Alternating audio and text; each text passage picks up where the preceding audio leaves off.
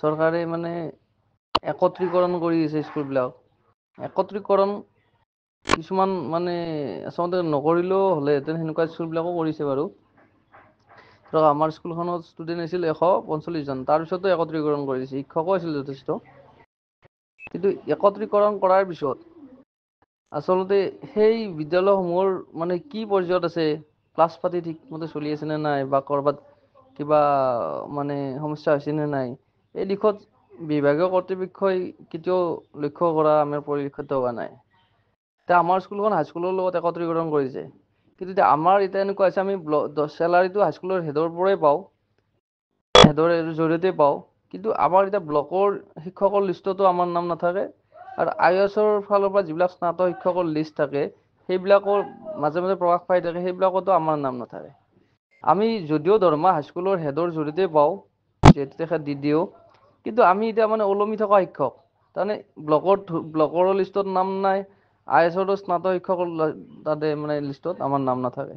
কিন্তু এতিয়া আমাৰ এইটো এনেকুৱা অৱস্থা হৈছে যে, আমাৰ চিনিয়ৰিটিৰ কথা আছে, আমি লোৱাৰত থাকিলে বা নিম্ন প্ৰাথমিক বিদ্যালয়ত থাকিলে আমি চিনিয়ৰত মানে ভিতৰত কামত আহিলেহেঁতেন। এতিয়া মানে ইয়াত আছো যদিও, হাইস্কুলত আছো যদিও, আমাৰ মানে কি নাই, আমাৰ এতিয়া মানে চিনিয়ৰিটিৰ কথা আহি পৰা নাই। কিন্তু আমি হাইস্কুল এখনৰ সকলো নীতি নিয়ম আমি পালন কৰি থাকিব লগা আছে। হাইস্কুল এখনৰ ছুটী হয় 3:30 বজাত, আমাৰ ক্লাছ শেষ হয়। কিন্তু লোৱাৰৰ ক্লাছ শেষ হয় 2:10-ত।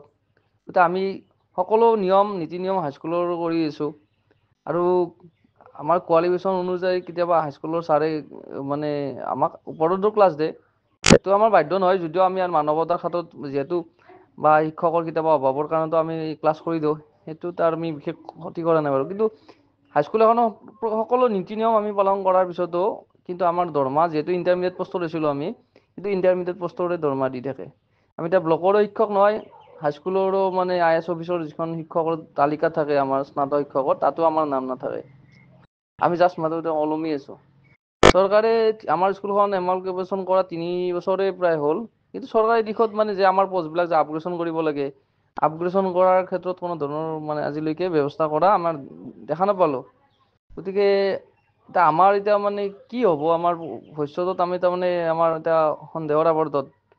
গতিকে এই ক্ষেত্ৰত চৰকাৰে কিয় একো ব্যৱস্থা কৰা নাই, আমি তাৰমানে চিন্তনীয় বিষয় হৈ পৰিছে। গতিকে আপোনাৰ জৰিয়তে আমি কথাটো অকণমান ৰাইজৰ ওচৰলৈ আনিবলৈ আমি বিচাৰিছিলোঁ। গতিকে চাবচোন অকণমান কিবা কৰিব পাৰি নেকি।